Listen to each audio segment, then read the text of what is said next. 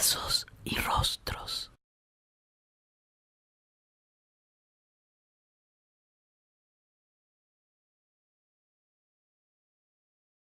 Exigiendo que cada vez más la verdad pueda estar sobre la mesa, o por lo menos sobrevuele la intención de conocernos un poco más como país.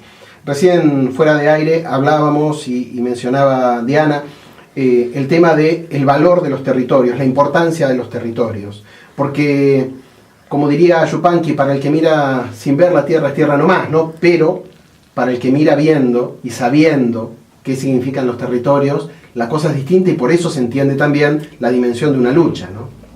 Sí, por ejemplo, cuando los pueblos indígenas dicen que necesitan el territorio, por ejemplo, para poder vivir como mapuche, ¿no? Es como una frase que ellos suelen decir, que ellos quieren, eso es lo que están reclamando, poder vivir como mapuche en un territorio. Y eso significa, yo me estaba acordando que muchas veces se bajan planes que se llaman planes de interculturalidad en educación, ahora en salud, más tímidamente. En educación como que es más fácil por ahí porque se ve como algo más inocuo, ¿no? Se aplica mejor. El tema es que se da la paradoja de que mientras, por ejemplo, se invita a los, digamos, a los miembros de un pueblo originario a que participen de un taller para recuperar la lengua, un taller coordinado por gente puesta por el Estado o desde la escuela, al mismo tiempo se les está impidiendo ejercer su cultura en forma libre, ¿no? Por ejemplo, me estaba acordando ahora un testimonio hace muchos años, un intelectual, podemos decir, un pensador, una persona que se expresó mucho, que pertenece al pueblo com, que era Timoteo Francia, que falleció hace unos años. Él contaba en un momento, ¿no?, que por ejemplo, a ellos cada vez que salen ellos, hasta ahora, están, digamos, en un barrio que está en los alrededores de la ciudad de Formosa, pero ya es el monte, ¿no? Donde están ya es monte, y ellos todavía cuando pueden siguen practicando la caza, la pesca. Pero, decía, ellos salen a cazar, salen con la bicicleta, y cuando vuelven, la gendarmería, la policía les quita lo que cazaron, les quitan las bicicletas porque se las guardan para que, como forma de cobrarles una multa, porque está prohibido cazar, ¿no? Entonces dicen, no nos dejan cazar, cuando ellos en realidad no son los que ponen en riesgo la preservación de la fauna, al contrario, son los que la han cuidado todos estos años, ¿no?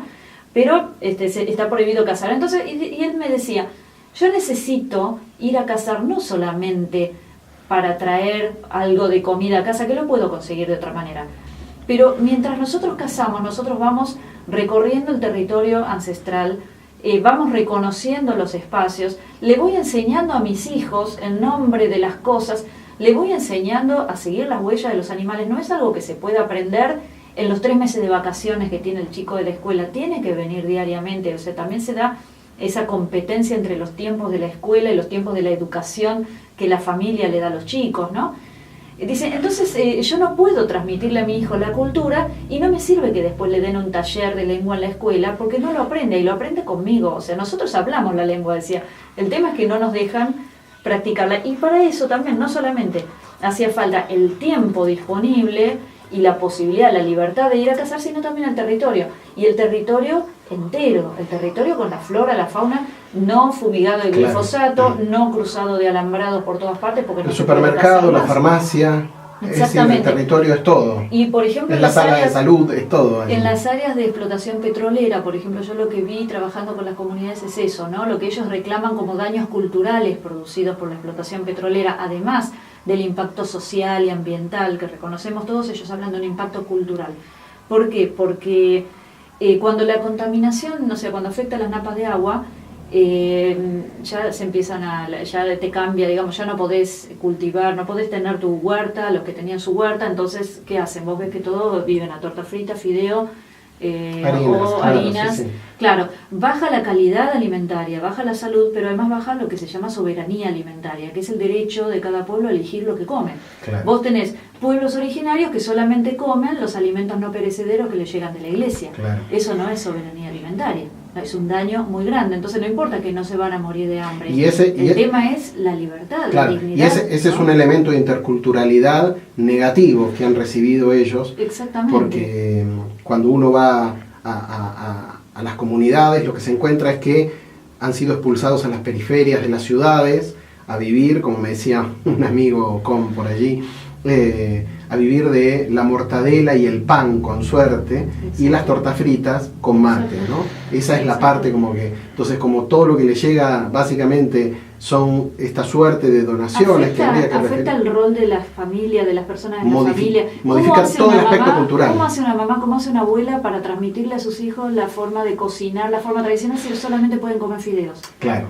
¿No? O sea, afecta también, es muy doloroso para los padres de familia no poder mantener a sus hijos. Eso lo vemos en las clases populares, claro, la pobreza en cualquier lugar. Sí, sí, ¿no? claro. Pero Y el reconocer, que para ellos es muy importante, en el monte, el reconocer, el conocer las plantas, las flores, los frutos que sí se pueden comer y que son saludables para determinadas cosas, eso se va perdiendo porque cada vez se va menos al monte y cada vez se come más este tipo de enharinados y a permanentes. eso agregale el tema de lo religioso. Claro. Que ellos encuentran lo religioso no en una iglesia o en una construcción artificial, sino que lo religioso está, la presencia está en los seres vivos, incluyendo en los seres vivos algunas cosas que nosotros desde Occidente hablamos como no vivos, ¿no? Es decir, la montaña, el río, las estrellas, para la mayor parte de las culturas americanas son seres vivos, y que ellos tienen un diálogo diario. Si desaparece ese elemento, desaparece también una parte. Es como decirle a un católico que le van a tirar abajo la Basílica de Luján porque se encontró petróleo abajo. Claro. ¿No? Y a ellos se lo hacen todo el tiempo, este tipo de cosas. Entonces, por eso es que ellos dicen, necesitamos el territorio para poder tener nuestra cultura, nuestra religión, nuestra salud, nuestra alimentación.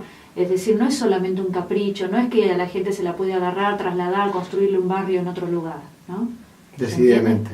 Tenemos a los amigos del Quinteto Negro La Boca, que nos han cedido su versión de Los Nadies de Eduardo Galeano, obviamente transformado en un separador, no lo vas a escuchar completo, eso tenés que esperar el disco de los amigos, pero le agradecemos una vez más al aire, sabemos que Pablo Pernava nos escucha, así que muy agradecidos por este gesto de prestarnos una pieza inédita para transformarlo en un separador de trazos y rostros.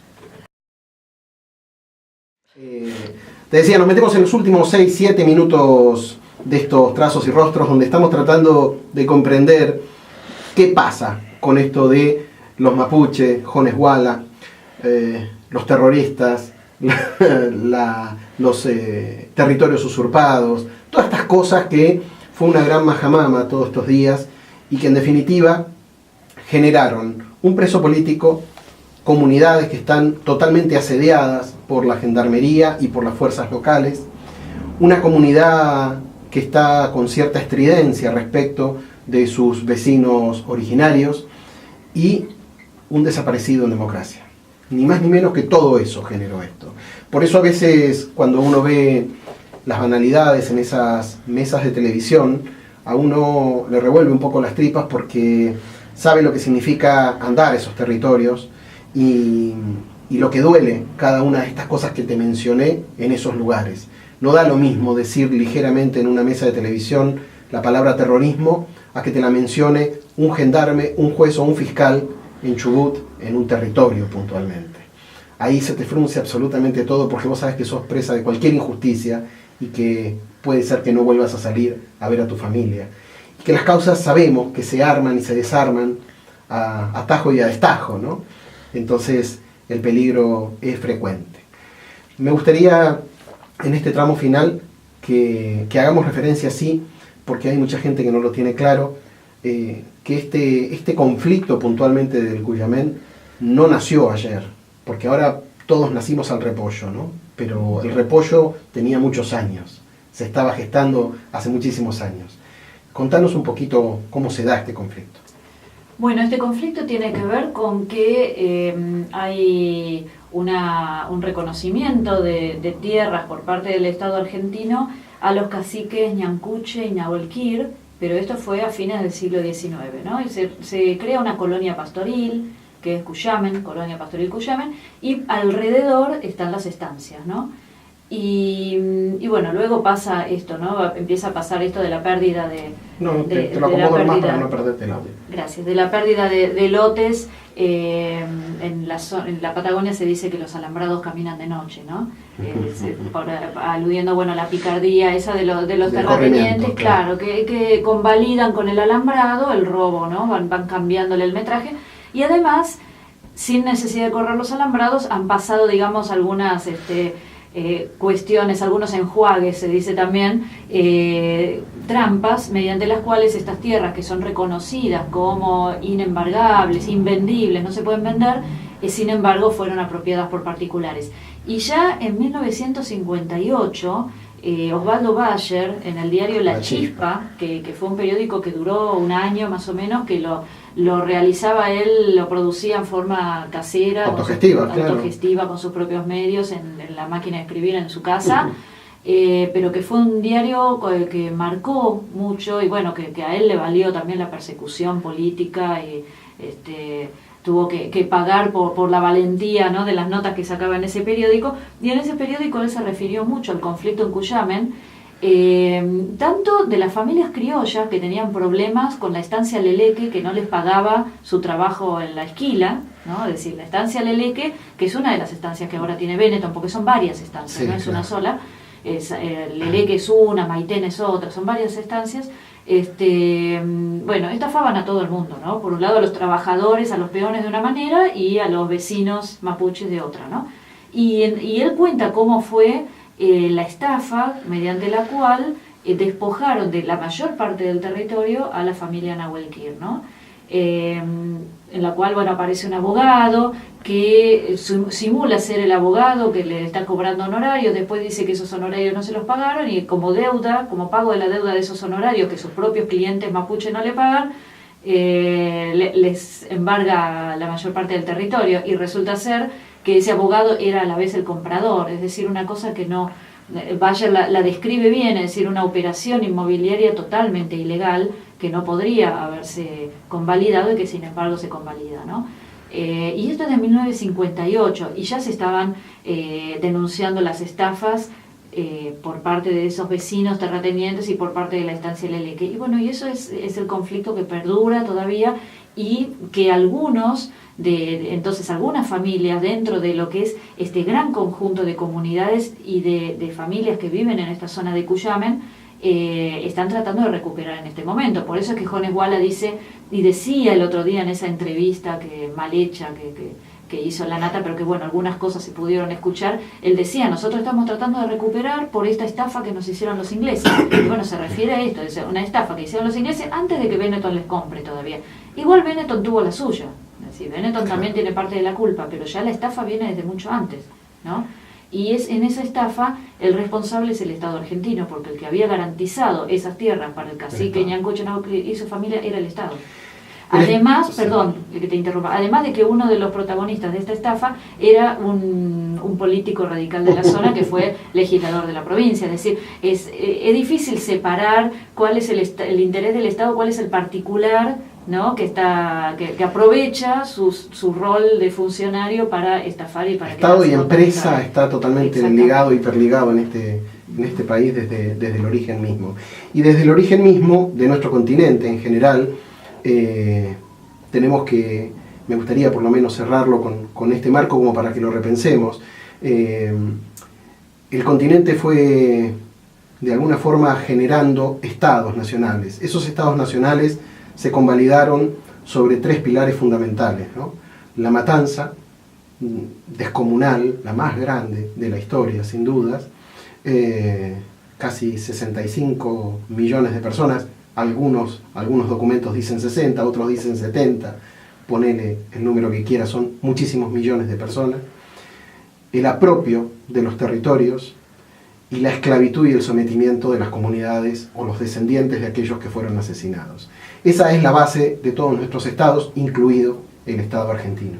Si algún día tenemos la adultez necesaria para darnos esa discusión y volver a rediscutir el Estado argentino, respetando a aquellas personas que ya existían aquí y que fueron las que padecieron estas tres cosas que mencionamos, capaz que tenemos otra Argentina. De momento tenemos que lidiar con la que vamos, que parece bastante mediocre, y vamos luchando fuertemente. Gracias, Diana, por acompañarnos. Al contrario, gracias. Realmente muy esclarecedora tu participación. Un gusto, hacía tiempo que te queríamos invitar. Bueno, se dio en este marco apropiado.